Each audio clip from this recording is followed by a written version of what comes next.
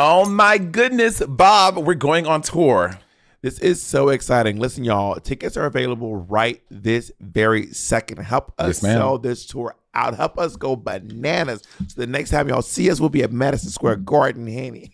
Hello, let me tell you something. This is the biggest tour Bob and I are doing. It's going to be great. Lights, camera, action, dancers, podcast, everything you want in a Bob and Monét show, you're going to get. So make sure you get your tickets at bobandmonét.com. Oh, and there's also going to be brand new music. Ooh. All right, bobandmonét.com.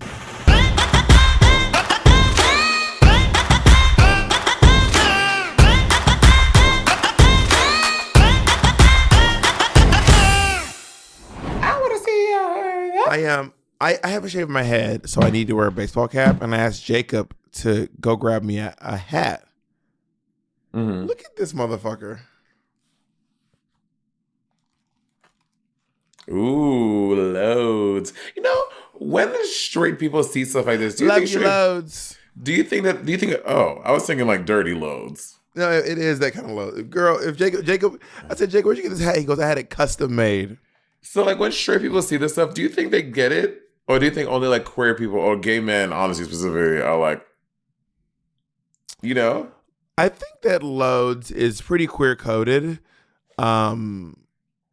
Is it though? To be honest, I don't be talking to straight people. So girl, I don't fucking know. Do they say drop a load? I have no clue. I have no way of knowing. Like you agree, dick, like black people say dick and white people say cock, right? I think in my experience that sounds pretty true. I don't know a lot of black people that say cock. Right. And I was saying this to Andy. He's like, but I do know really? white people that say dick. But I do know white people that say dick though. Well, this is true. But I think it's just a lot of African American vernacular just gets used by people all the time. Like I don't know that dick is specifically black vernacular. I think cock is white vernacular. It is. I think dick is black vernacular. I really do. I really do think so. I do not know the etymology behind this word, but I would be shocked if the word dick. Based on what is that based on though? Of my research in high school. Okay, I mean, sure. I will say this. I did the legwork. I researched a lot of dick. I do believe that a lot of white people say cock, and most black folks don't say that. But I think that I think a lot of people say dick. Like, hey, bitch, suck my fucking dick, bitch. Like, you can see some Italian guy be like, suck my fucking dick, you bitch. Yeah, but I think it's from black vernacular. Wait, really? On the topic of vernacular, I'm gonna read something, and you see if you can guess what drag queen on Twitter said this tweet. Okay. This one. I've been planning something in honor of Janet Jackson's birthday. I'm so excited for you to see what I consider to be a dream project of mine. VTF content on our Patreon before going main stage on Glad tomorrow. That's Peppermint. Yes, you know your sister. Peppermint is obsessed with Janet Jackson. Peppermint, yeah, she loves Janet Jackson. I also retweeted that. So okay, here's another one. Okay. My Uber is taking me the literal opposite direction of DragCon. And when I said something, he said, enjoy my car. Am I being kidnapped or no? My Uber is taking me the literal direct opposite. Is this, it's not, do I know this person very well? You do know this very well. I mean, I don't know very well, but you definitely know this person. I don't know. Kim? I think the tell is in it's in the end of the thing when it says, this is the tell for me. Am I being kidnapped or no? I don't think I know. Who is it? I have no clue. Got Mick. That's very her cadence of speech. It's like, okay, am I like da da da or no? Like she says that she says that a lot. Ms. Got Mick. I guess I'm not super familiar with that particular pattern of speech from her. Okay, last one. Okay. Did a dude push me to the ground in the club for no reason? Yes. Did I have lesbians remove my shoes so I could run outside after him and punch him in the head? Also, yes. Is that Morgan McMichaels? No. Who is that? East Coast. I'm going to do one more time. East Coast. Read it again? Did a dude punch me? Did the dude push me to the ground in the club for no reason? Yes. Did I have lesbians remove my shoes so I could run outside after him and punch him in the head? Also yes. East Coast Queen, It's like a drunk mess. DC. This Tatiana. It is. Oh yeah, she said this queen sounds messy, honey. Messy. I love being on Tatiana's TikToks. I mean her Instagram. Tatiana cracks me up. She's always somebody have it. Trinity's always fighting. Tatiana always. I sent you some text. I was like, oh my god, Trinity is always fighting people, like fighting her followers. Like they are fighting all the time. And I see that one text you didn't respond. Then I saw another one. I was like, oh my god, this is wild. Trinity the block. Trinity the block. Trinity the block. Trinity the block. They call it now Trinity the truck. That's her new name. Why is she a truck?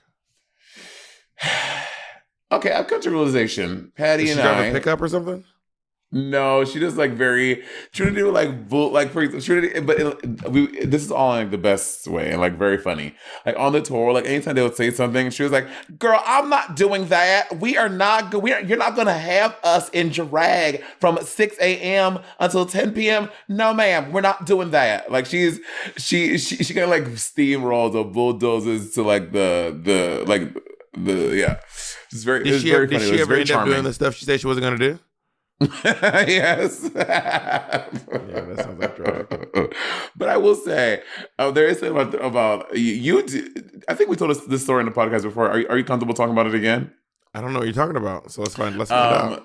San Francisco to LA. Like, oh, I'm not doing that. I'm not. That was very Bob. That's very Bob's energy. Well, the difference is I didn't do it. But sometimes when she says it, they'll be like, "Okay, sorry, we'll find out," and they'll find another way to do it. So that does happen for sure. Well, we should tell the story. So, if anyone who doesn't know, on the season 8 promo tour, by the way, we were the last season to actually get a promo tour.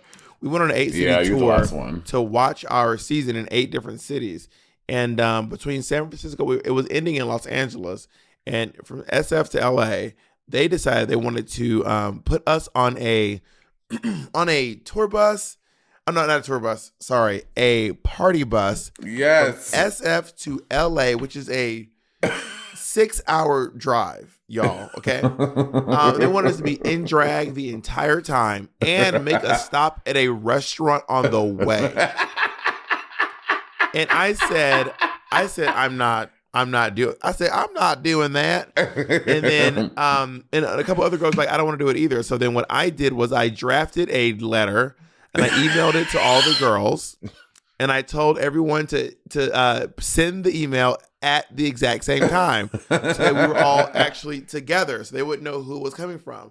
So all the girls, except 2 girls, sent the email at the same time. Say their names now. Bob is mad long. You can say I have said their names 1,000 times. I have never hidden their names. It was Chi Chi DeVane and Derek Barry. I have said their names over and over again. You did say them last time. But when you first, on the first time you told them, I have never not told the story. I'm telling you, before I have been telling the story for thousands. Well, the first time I heard it, you did not say the names. You wouldn't tell me who the names were. The first time I found out was on this. That is true. Play it back. No. I'm saying maybe not on the podcast. When you first told me this thing happened, when you first came back from doing your thing, when you did the first one, you didn't tell me who it was.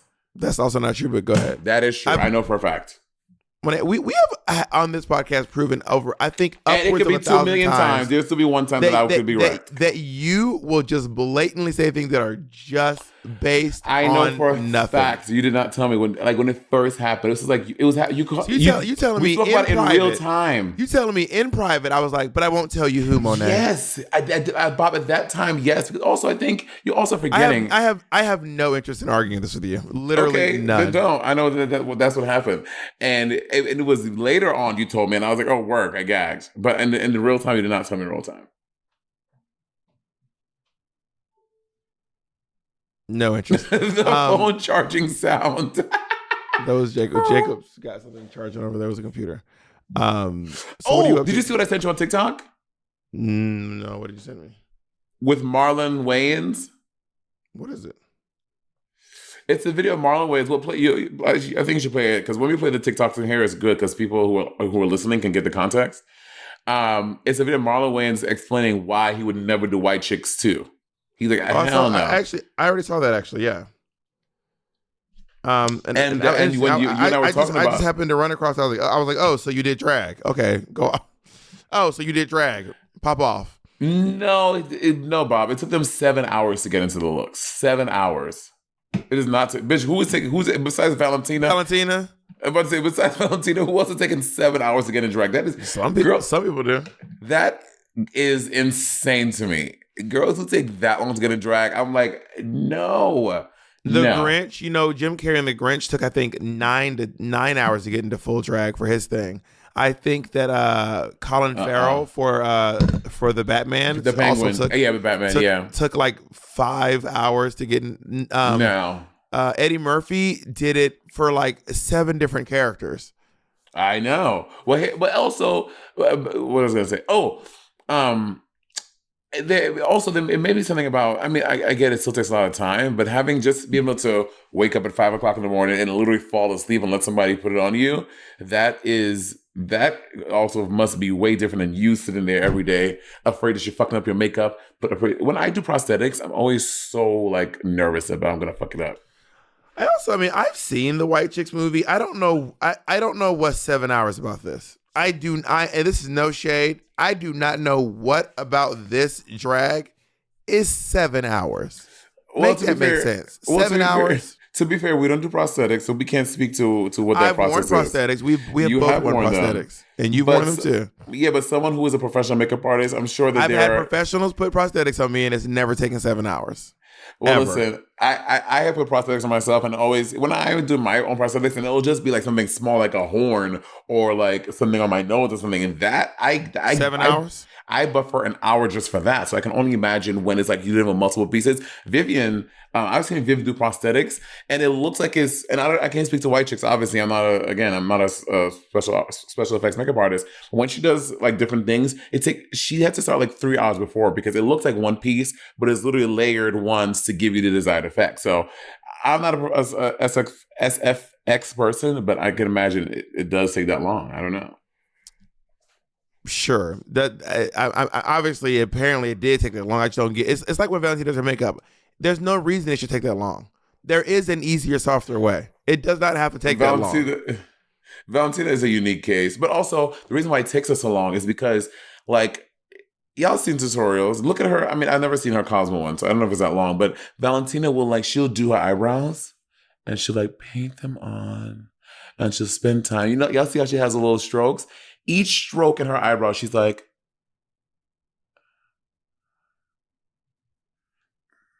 yeah. And she'll like go over it. Like she just luxuriates and putting makeup on. I guess she really loves the transformation process. Like that's her thing that gets her off in drag. It's too long. It should not take that long. It should not take White Chicks and The Grinch should not be the same amount of time. I mean, first you wanted to abolish libraries, now you want to abolish SFX makeup artists. I don't know, Bob. Take up your fight with the fucking with SAG. I don't know what you want me to say. If I can get a couple of makeup artists inside of a library and tear it down, that'd be really great. I know, if I can make you come. Yeah, while they're in there. While they're in there. Whatever. Yeah, tear down the library while the SFX makeup artists are inside the library. Whatever. And you're coming. Work. Roberta, how you doing? I'm well. I just got back from Bloomington, Indiana, and I was headlining the Limestone Comedy Festival. I've had a really busy comedy couple of weeks. I was emceeing Stand Out, which is a comedy special that's going to be airing on Netflix on June 9th. So please go check out Stand Out on Netflix on June 9th. Billy Eichner hosted and I emceed the show. So now that you did it, what was the difference? I don't know. He just got top billing. That's really the big difference. Work. Yeah. Work. And then I did the Limestone Comedy Festival, which was really lovely and wonderful. I did a couple other shows. I did 3 shows at the Netflix is a Joke Comedy Festival. So this year I've done Moon Tower, Netflix is a Joke, and Limestone. We love that this year. Yeah, it's felt really nice. Are you having? I did one other one too. Wow! Damn, son. Fuck their comedy. Fuck their laughs. Fuck their jokes. Whichever one it was. Fuck them. I'm sure they'll Damn. understand. I'm sure they'll understand. Damn, son. Damn, homie. In high school, you was the man, homie. I did Yo, a couple of, stand-up gigs that weren't attached to any festivals. I actually did some stand-up in Orlando to prepare for the Stand Out Festival out of drag. And it was really interesting scenario. I went with Marvin, my friend Marvin from We're Here. mhm. And it was just, we were in Orlando. We were in Trump town. People were telling transphobic jokes and like anti-vax jokes and like the FDC. I mean the FDC is the FDA is bullshit jokes. I was like, this is very strange material. And how did they react to your set? It was very gay. They thought it was very funny. Work. I mean, I kind of leaned in though because it was like a lot of comedians up there like being like, man, my wife's driving me like a lot of that shit. My fucking wife.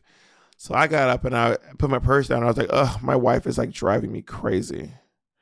And that got a laugh. You're doing Just for Laughs. I'm doing Just for Laughs. Very excited about that. Yeah. If you listen to this, Just for Laughs is on May 26th in Vancouver. I'm very excited about it. I have a really funny opener. Well, I saw her stuff and it's really great. And I'm excited to be doing such a major comedy festival. It's going to be very, very fun. Yeah, Just for Laughs is probably the biggest comedy festival in the world, actually. Okay. Do you think?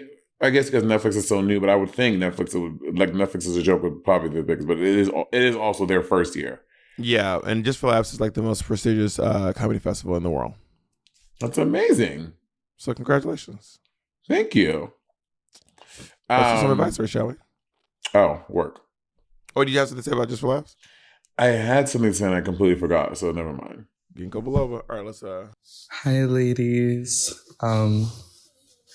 So I'm Devin. I'm from Gainesville, Florida.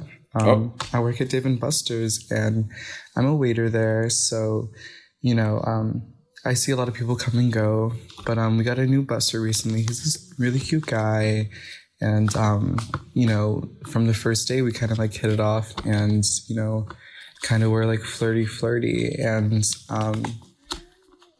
I soon found out that he wasn't, straight per se. He didn't say he was like bisexual. He just said he likes who he likes. And,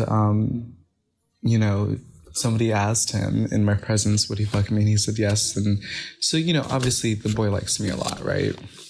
The only problem is he has a girlfriend. And like when he brings her up, he kind of is like, oh yeah. And then goes quiet, probably because I roll my eyes and look away. But so yeah, like I kind of really like him, but I don't know what to do about it because I always go for the most unobtainable men, you know what I mean? I'm very pretty, I look like a woman, and yeah, Oh, so Lord. even though I'm more of like a transvestite than anything, guys tend to really like me. Anyway, thank you for listening to my question, girls. I hope you guys have a nice day.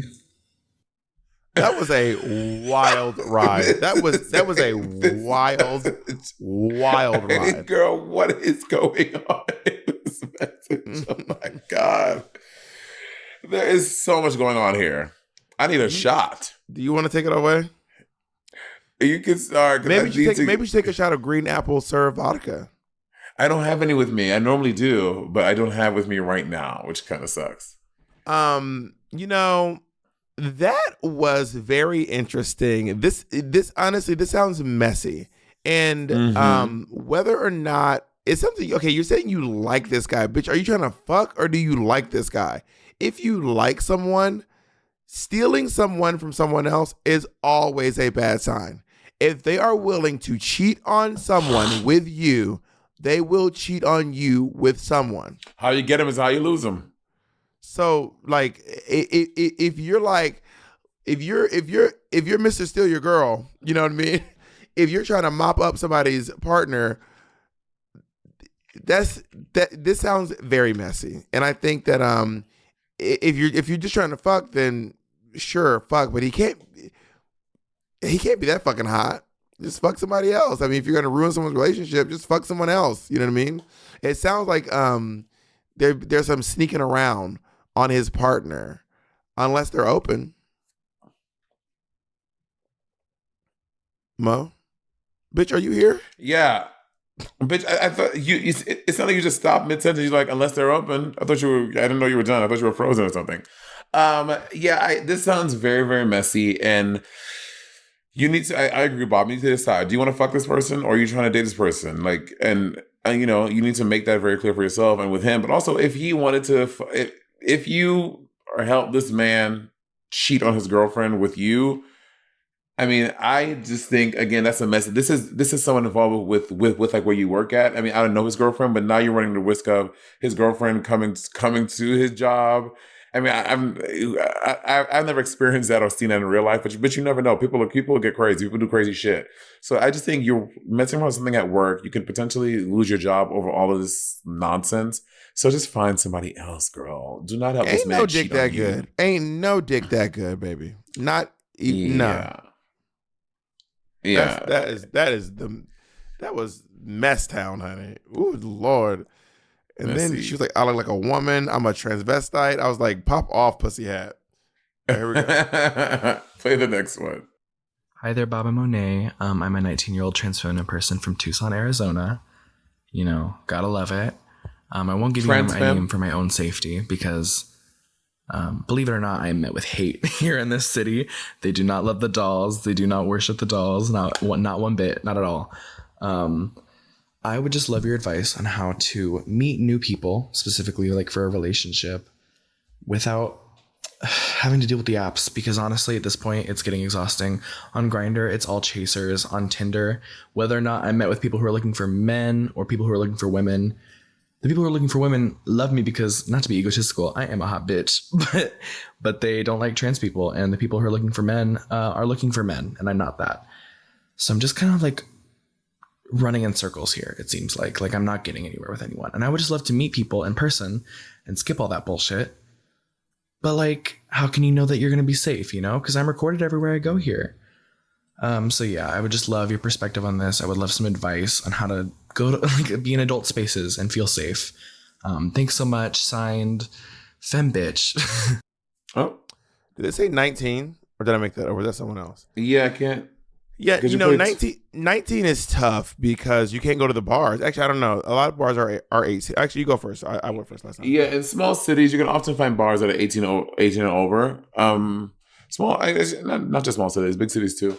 So maybe I would try going out to a bar or some type of environment. If you're not like a big party person, I wouldn't go to a big party 18 over place to meet somebody. If you're like maybe because since you're trying to engage in more of a relationship talk, like try to find lounges and stuff like that would be more conducive to that kind of conversation. And if you don't want to do the apps, bitch, I don't even know anymore. I mean, a lot of my trans friends in New York City, they would go to trans parties, like certain bar, like kind of like what Bob was saying, certain bars have trans nights, or there are like specific trans events, trans femme events that they would go to meet like-minded people or you know, to find dates and to meet someone romantically. But in 2022, apps are such a big way people meet people. I know you don't want to do the apps. I would recommend maybe try some that my trans friends have found success in. Hinge, they say, and Bumble. Hinge and Bumble are the two big ones I hear of. Tinder, And not so much. Badu. Tinder, not so much. Grindr, not so much. But those I've heard are like romantically. You know, I hate to say this, but a lot of times queer people, especially trans people, we have to search further. We have to go further than our straight cisgender counterparts to find love or to find acceptance or to find community. So, you know, some people there was a time in Mississippi where there was only one gay bar in the entire state of Mississippi, in the entire state. So people had to either go to Tennessee, Alabama, or to or Louisiana, or to the one gay bar in the entire state. And you have to just travel further. You know what I mean? I find that there's a lot of people who are trans amorous or attracted to trans people who go to drag shows as well. And it is not uncommon to find people in those spaces who are attracted to trans femmes. You know, and there can be chasers. And I think that sometimes you have to, you know, maybe develop your own system of filtering out chasers. You know, I am not a trans femme, so I do not have this experience, and I don't fully know what it's like to have that kind of experience. But what I do know is that there are places. I'm not sure what the Tucson area is like. Maybe you have to go to Phoenix. You know, maybe you have to go to the next big city. It's pronounced Phoenix. To locate the things that you are looking for. So that's an example. That's an idea that I have, and I also recommend ask some trans women in your area. You're 19 years old. That's so young. You're so young. You know, this is a very young age to try to find love. You know, I mean, I think that also at 19, maybe just looking for some good, safe dick, some good, safe fun, and find love later. No, I don't agree with that. If you are looking for love, bitch, go look for your love. If you know you're trying to dick everybody down, you're looking for something romantic. Don't compromise. I'm not saying about compromise. I'm just saying, in my opinion, if you're 19, baby, sow your fucking wild oats. Go out there and have sex. Have sex with Not a lot of everyone's people. wild like us. Listen, okay, so you can tell everyone on the podcast to do drugs, but I can't tell folks to have sex. Okay, pop off, pussy hat. Let's do the next. Wow. Hi, Bob and Monét. My pronouns are they, them, and I'm from Maryland. I just wanted to know, recently I've been having a problem where I don't hear from my friends that often, and I want to know if it's needy to ask for their attention or be like, because I'm normally the one to like text first and like stuff like that. But sometimes I want them to like want to talk to me, or I want it to feel like they want to talk to me. So I stop texting first, or I take a step back and then I don't hear from them for a long time. Am I being needy? Should I just continue to text first? Like, what do you think? Sincerely, all by myself. Work. You first. You know, the notion of feeling uncomfortable to reach out to your friends, that sounds like a friendship that would be really stressful for me. If I felt like I couldn't reach out to my friends and communicate with them without feeling insecure, that would be very, very stressful. And I would just be uncomfortable, you know? It's almost like dating. Like, you know, people play games and they're dating and they be like, I'll wait until he texts me and then blah, blah, blah. But then you kind of build your relationship on games and manipulation. You know what I mean? So I would just say be open about your feelings and be honest and say how you're feeling. And I think that your friend's reaction to how your friend's response to you opening up about your feelings is very telling. Yeah, I want to say I understand how hard it can be and how awkward it can be to be really honest and vulnerable with your friends, saying that you are feeling left out. So, like, I get that completely. But I agree with Bob. I feel like if you are not, the only way to tackle it and not have not, you know, have it be as too weird is like just being honest about it. Like, hey, like, what's the tea? Like, why am I always one reaching out? Like, do y'all not want to like chat with me anymore? Like, I think like asking the questions that you want to know, I feel is the best way to remedy it. Be honest. Well, I don't know that I would lean in with maybe y'all don't want to chat with me anymore. I would maybe say stuff like, you know, I wish I heard from you more. I really wish you would text me some more. Like, I love talking to you so much, and I wish you would text me some more because I just love getting texts from you. It feels really nice when I get texts from you, and it makes my day. It really makes my day, as opposed to being like, "What do you not want to talk to me?" Well, I think it's just having an honest and authentic, real exchange with your friends. Like when you and I have something, I don't come at you in a way to that. Like I ask the question that I'm feeling. I was like, Bob, so Bob XYZ. You're like, well, Monét, and then we talk it out. I don't like change up how I talk to make you, you know, because then I feel like I'm not being like super honest about my feelings. I'm trying to like beat around the answer. So I like telling you how I feel like in the moment, like how it feels in my head. For me. I think, and we always have positive reaction. I think there's a difference between how you feel and then just saying how you feel is like, I like when you text me. I feel sad when you don't, and I would like more texts from you. Now, when you say something like, "Do you not want to hang out with me?" That's not how you feel. That is just assuming someone's someone else's That's how I feeling. feel. That's I would feel like, oh, so you don't. I would feel like, so you don't want to. If I say, Monét, you're mad right now. That's not how I feel. That's me assuming how you feel. Yes, I'm saying so. So I would say I feel like you don't want to hang out with me anymore. Like that's how I feel. Like if you don't text me anymore like we used to, or if you do something, I'm like, so Bob, I feel like you don't want to hang out with me no more. Like what's the tea? Like what's going on? But again, we're also just arguing semantics. How someone would address their friends. I think it's actually not semantics. I think it is. It's I statements. It is literally I statements. And even though you say I at the beginning of a statement, it doesn't make it an I statement. So that's what I'm suggesting is if someone goes into a situation just talking about their feelings, as opposed to asking the other person what they're up to.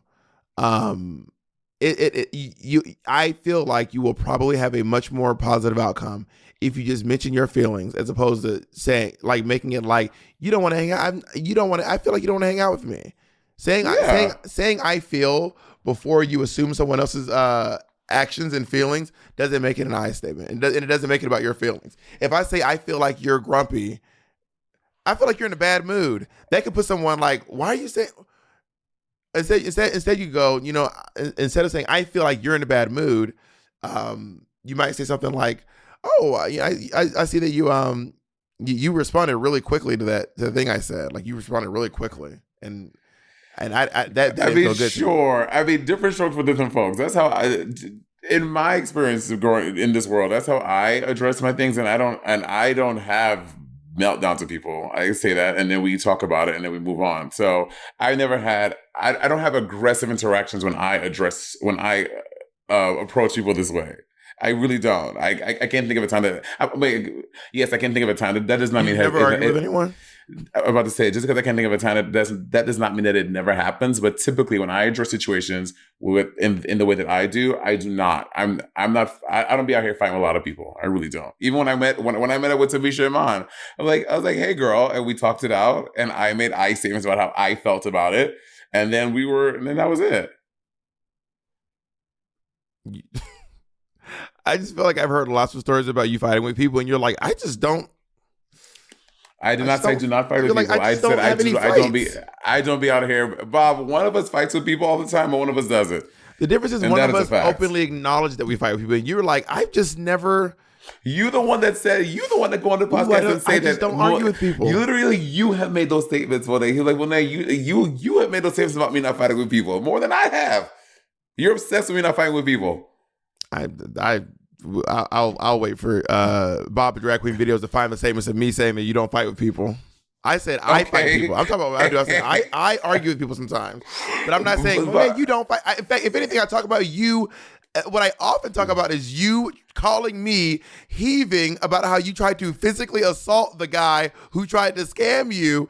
And that was one situation. You look using the only situation that's ever happened. That a lot. I don't know how often I'm like, Monét. Oh, you talk about it a lot? How often are you already talking about it? With you? I've talked about it more than once. Yeah, and that's a lot, working all the conversations we've had. But anyway, so what I'm saying is you have gone on this podcast. So you're like, well, everybody likes you. You're just nice. No, you have gone on the record saying that on this podcast many times. There's a difference between saying everybody likes you and you don't fight with people. People like everybody likes me too. And you've made both of these statements. Okay, Monét, sure. Fresh from San Diego, California is an eyeglasses brand that I absolutely love. Y'all, I love these sunglasses. I'm talking about Blenders Eyewear, and you're going to be just as hooked when you see how awesome these shades are. Now, I got Lucky Joker sunglasses. They're perfect to wear when I'm hiking at Runyon or trying to avoid the paparazzi. Chase Fisher started Blender by selling his beachy shades out of a backpack while doubling as a surf instructor on Pacific Beach. His goal to create an adventurous mid-price eyewear option with the same cool factor as other leading styles. Now, unlike expensive big brand shade that you've probably lost or smashed in the past, Blenders are actually affordable, so you're not going to cry as much when the inevitable happens. Blenders' team of in-house designers are constantly coming up with new styles, from orange polarizing wraparounds, tortoiseshell frames with purple lenses, to classic gold arms on black lenses. And it's not just sunglasses. Blenders has prescription glasses, readers, and blue lights, as well as snow collection with goggles and accessories. Live life in forward motion with Blenders today.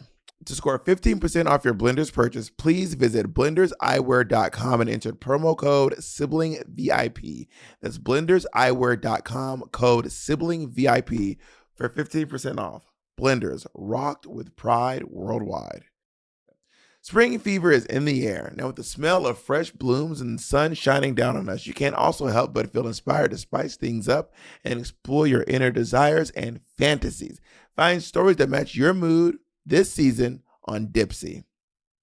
They bring scenarios to life with immersive soundscapes and characters, no matter who you're into or what turns you on. Find stories about that intriguing coworker with a British accent or hooking up with your hot yoga instructor. They even have stories designed specifically for your zodiac sign. New content is released every week, so in between listening to your favorite stories again and again, you can always find something new to explore. Dipsea also has sleep stories, wellness sessions, and now they also offer written stories. It's your go-to place to spice things up for your me time, explore your fantasies, or heat things up with a partner. For listeners of this podcast, Dipsea is offering an extended 30-day trial when you go to dipseastories.com/rivalry. There's 30 days of full access for free when you go to dipseastories.com/rivalry. That's dipseastories.com/rivalry. What's our next thing, Jacob? Next caller. Hey, Bob and Monét. I'm I'm Elias. I'm 19 and I'm from Sydney, Australia. And I want to ask you a question in regards to integrating yourself into a primarily straight community as someone who is queer and femme. Pretty much, I play Super Smash Bros. Ultimate competitively, and I used to play locally before COVID hit. And that's when I wasn't like truly being myself. I was trying to be as straight as possible. But now I've embraced the femme and I want to reintegrate myself back into that community. But knowing how toxic it is, I'm finding it rather difficult to do that. And so I want to ask, how do you integrate yourself back into, primarily straight spaces? Also, I just want to say thank you for talking about ancient Mesopotamia. As someone who is Assyrian in this is pretty much one of the only bits of representation I've ever gotten. And I find it so cute. And I like to think that fucking Monét astral projected back to the ancient Babylonian times and was talking to one of my ancestors and canoodling and all that jazz. I love it. Bye. Yes, bitch. I was astral projecting, honey. I was going over all the lush fields in Mesopotamia. It was wild. But let me tell you something. I have heard from so many people how bad gaming communities are, and I guess I've been on Gamer Talk, whatever.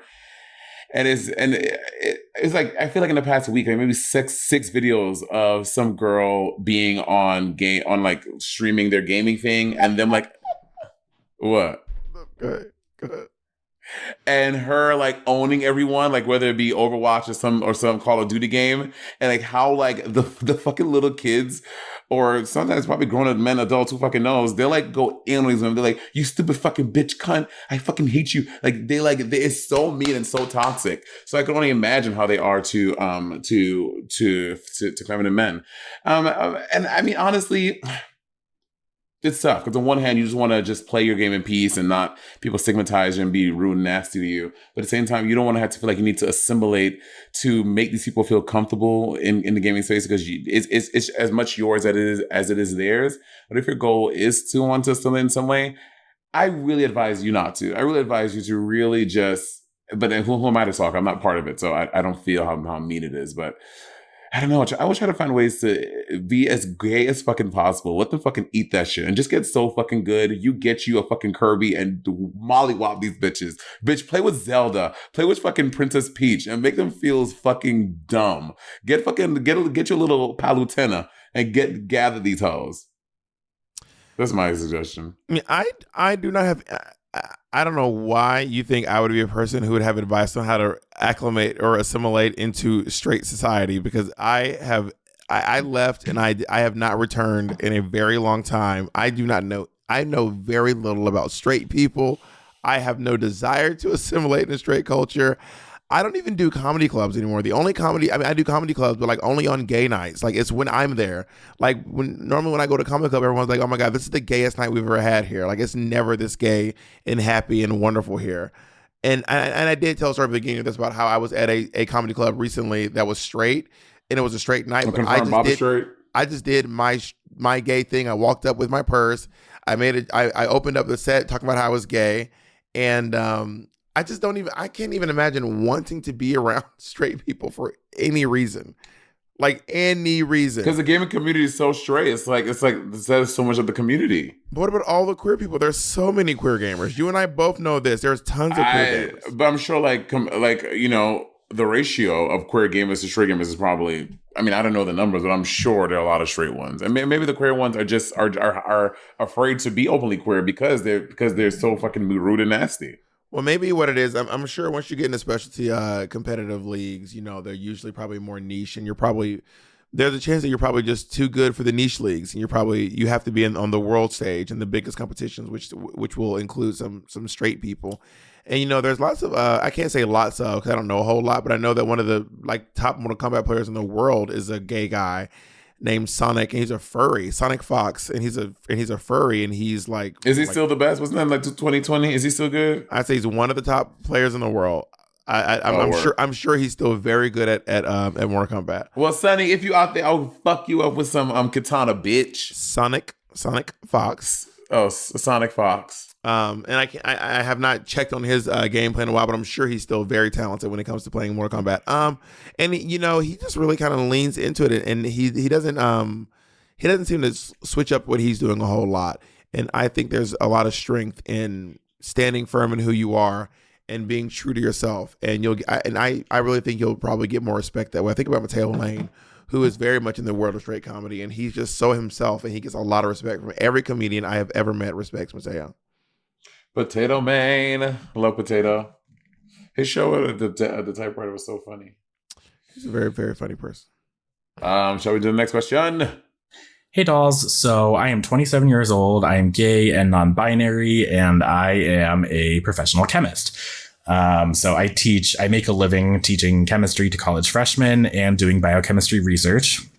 And lately, my family has become, in the last 5 years, along with many other Americans, my family has become increasingly skeptical and dismissive of science, which has been incredibly frustrating for me as a scientist.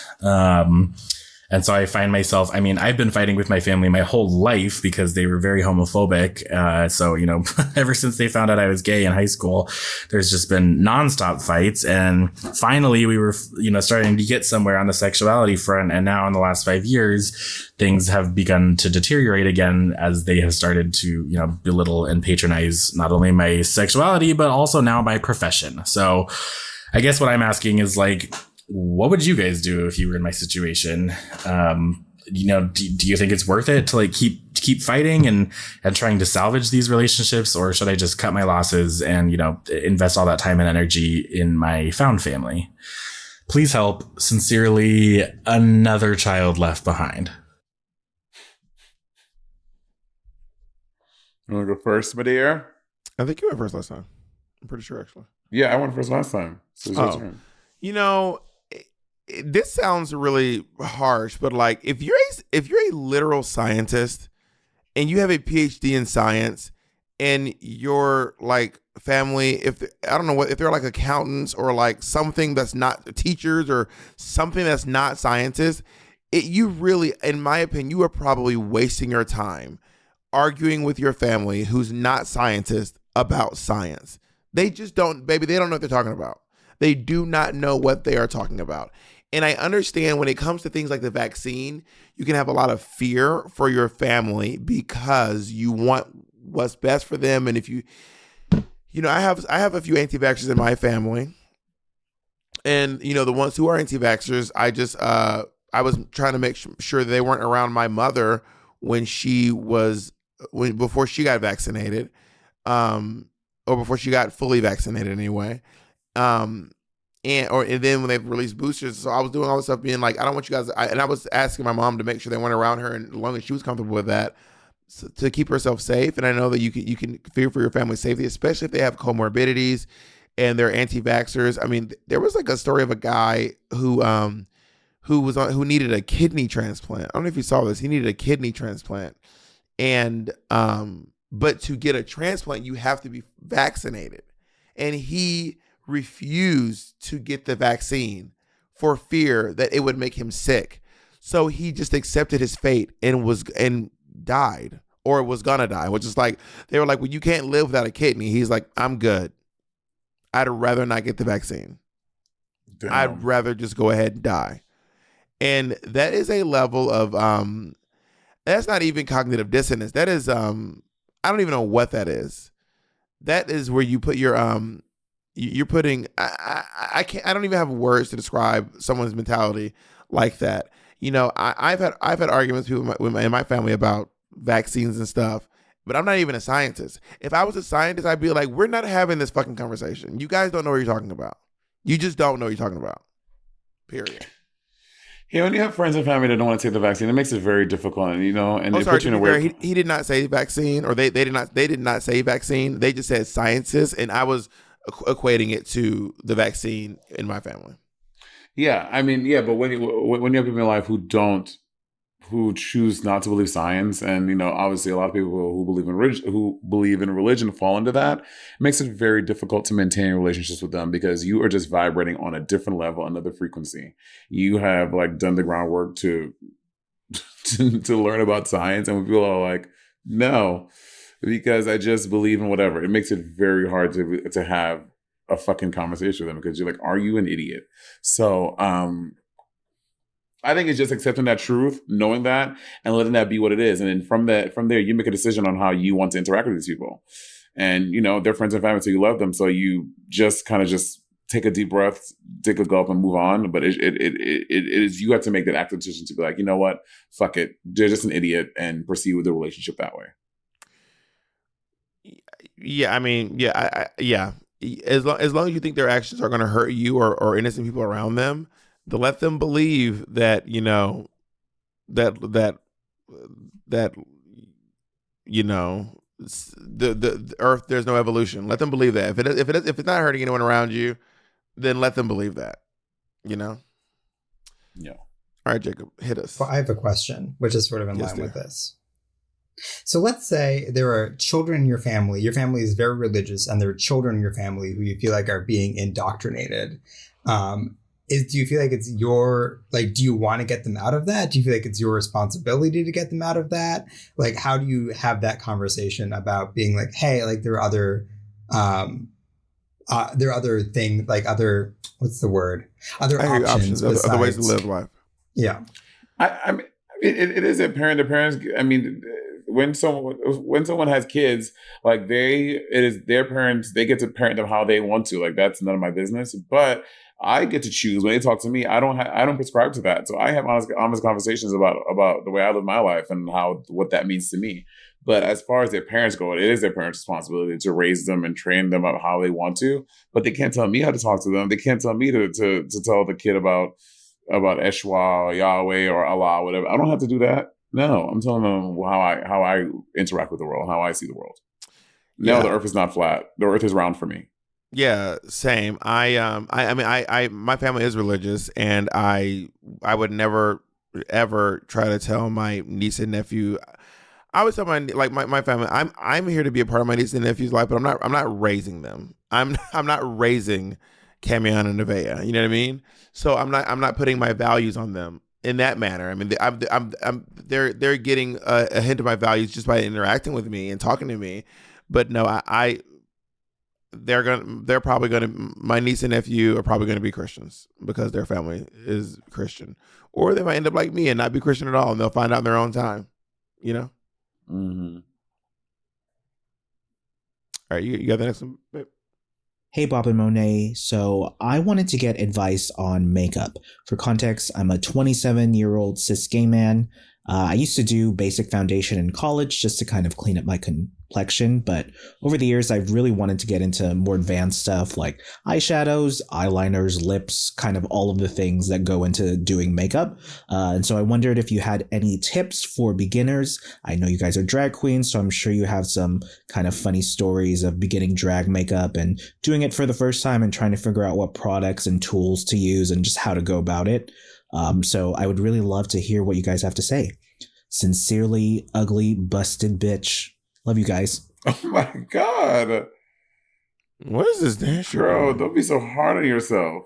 What is this dance you're doing? What is this dance you're doing?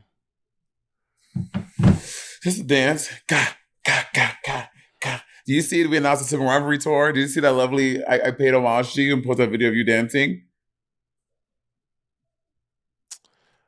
I did see the video. There was no dancing. It was literally just a costume reveal. I don't know. There was a dance move involved in it. What happened there? I was taking off a costume. Why don't you tell what you think you saw there? I saw a bitch struggling. A bitch gonna get her costume off. That's the fuck I saw. Interesting. In terms of makeup, I guess one of the big things the three big things that I struggle with at the beginning. Number one is color matching. Like when you go to do a foundation, you have to be careful about how it looks in person, but also what a photograph's like. When someone puts flash on, because sometimes you think you have the right color. Oh my God, it matches me perfectly. But you take a picture and you are cast with a ghost, okay? And you look crazy. So when you test your foundation, test it in like normal light and with flash photography. Number two, you don't need to, just because you see it online, everyone does not need to do cream colored contour. Cream color contour can go, when you do cream color contour and powder, it can go real left, real fast. Because you did the cream one, and you go back on and you do the cream one again, and it just looks crazy. Now you fucking Skeletor. That's number two. And number three, how these bitches be getting colors to pop on their eyes is they use a primer or a concealer. You are not some white girl, and even white girls do it too. If it's not super pigmented, you're not some white girl that can just walk up and pick up an eyeshadow palette and just put it on your bare skin and it shows up. Bitch, no, you are. How do we know they're not white? I don't know. I thought this started to see white, but let me give it to both. This might be Aiden Zane. This might be the palest bitch on the internet.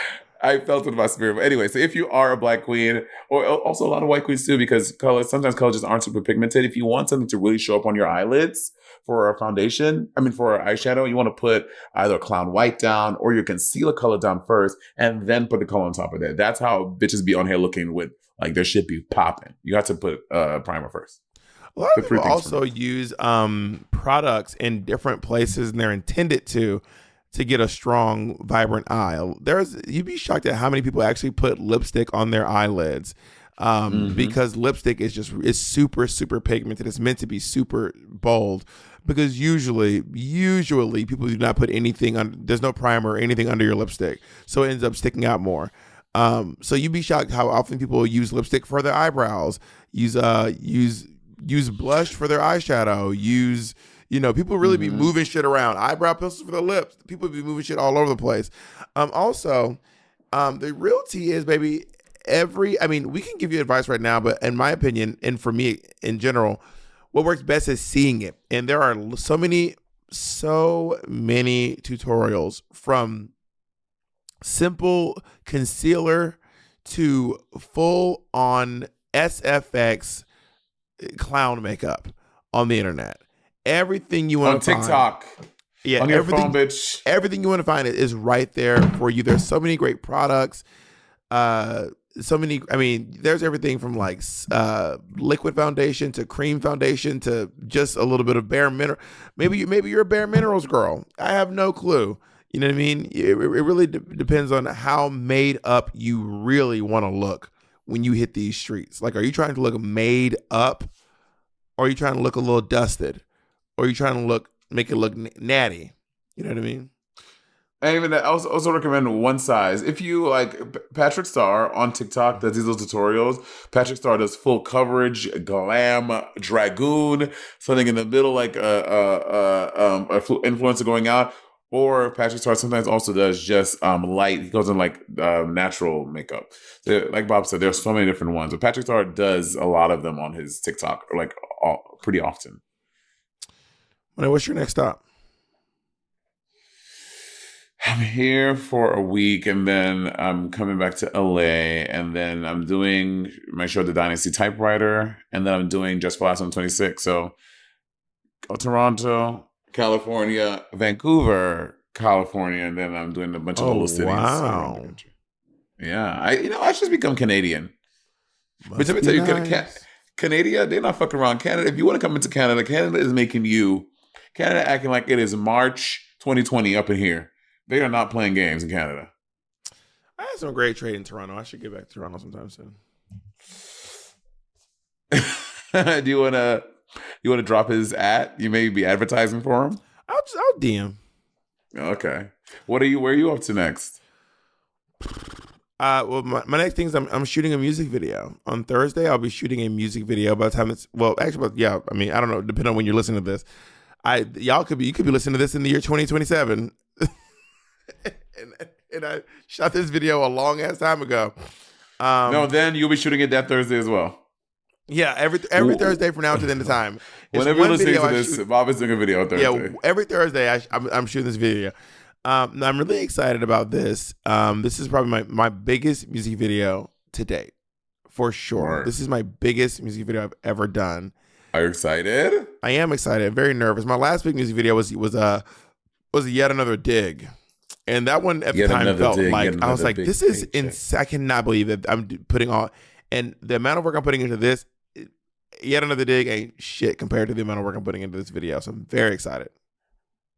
I just interviewed Dex on The Plant-Based Way, and he talked about being on and they talked about being on Yet Another Dig.